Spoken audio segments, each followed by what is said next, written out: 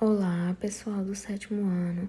Eu sou a professora Camila e nós vamos estudar em português hoje um conteúdo sobre ditongo e hiato. Já ouviram falar nesse conteúdo, pessoal? Ditongo e hiato é o encontro de vogais nas palavras, como por exemplo, em boi, navio, cadeira. Os ditongos, nós temos ele ditongo crescente e o ditongo decrescente, certo?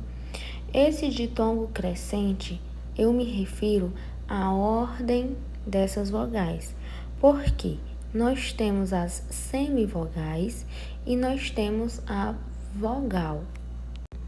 Quando eu estou falando de semivogal e vogal, eu estou me referindo à vogal tônica e à vogal átona. Uma dessas vogais vai ser mais forte que a outra. Geralmente, as vogais átonas, ou seja, que não são fortes, é o U, que substitui o W, e o I, que substitui a letra Y, certo, pessoal? Nós temos o exemplo de série. Por exemplo, o I, ele é a semivogal. O E é a vogal, ou seja, o som, ele vai do menor para o maior. Na palavra bacia, também é crescente, porque começa do I e depois nós vamos para a vogal A.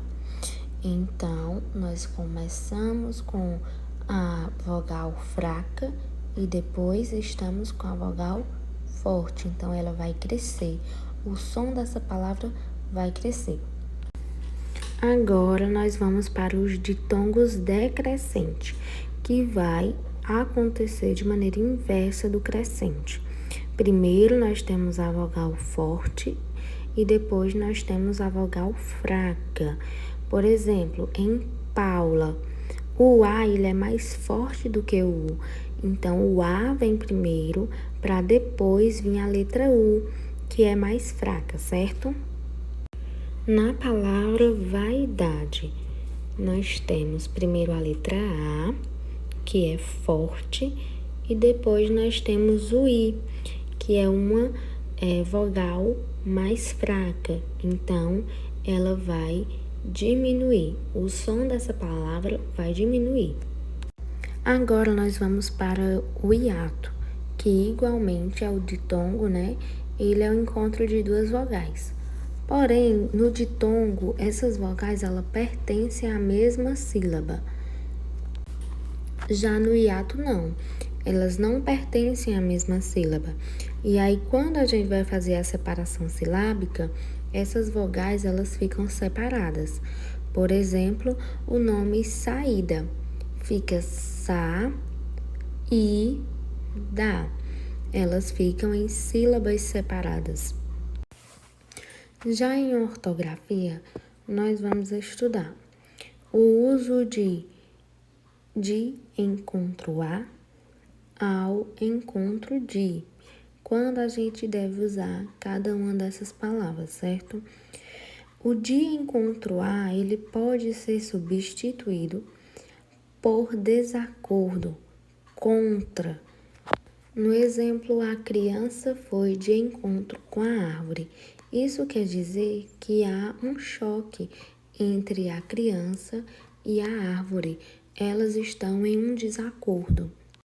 Eu posso substituir essa frase pela seguinte frase: a criança se chocou com a árvore.